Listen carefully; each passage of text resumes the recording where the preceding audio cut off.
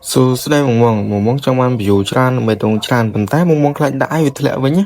ឡូវមកសាកបតនេះបានបតនេះគឺមានអ្នកប្រើច្រើនដែរ1500អ្នកជាងអញ្ចឹងមកអាច search username នេះក៏បានចូល link profile TikTok ហ្នឹងក៏បានដែរដំបូងមកចុច start មកបន្ទាប់មកមកត្រូវមើលគណនីបងយើងប្រកាសភាពគឺអត់មានលុយទេបងអញ្ចឹងយើងទៅដាក់លុយយើងចុចកន្លែងដាក់ប្រាក់បន្ទាប់មកយើងដាក់ចំនួនដែលវាឲ្យនេះក៏បានដែរតែខ្ញុំអត់ចង់ទេខ្ញុំដាក់តែចំនួនដែលខ្ញុំត្រូវការគឺ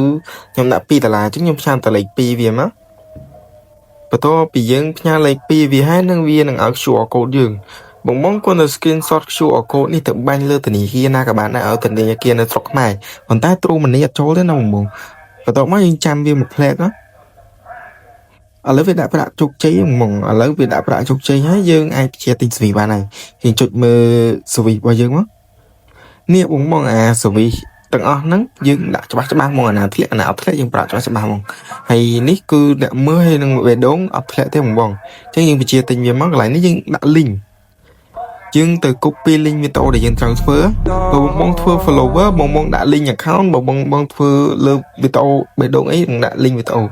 ឡូវយើងដាក់មកវា recommend ឲ្យយើងទេតែខ្ញុំអត់ចង់បានប៉ុណ្្នឹងទេខ្ញុំចង់បានតម្លៃផ្សេងខ្ញុំដាក់ 2k ចឹងខ្ញុំដាក់លេខ2000ឲ្យវាមក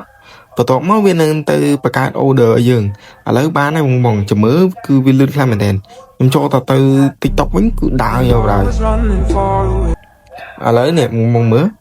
ឃើញវាដើរយកបងគឺត្រឹម5នាទីគឺវាដើរគ្រប់ហើយបង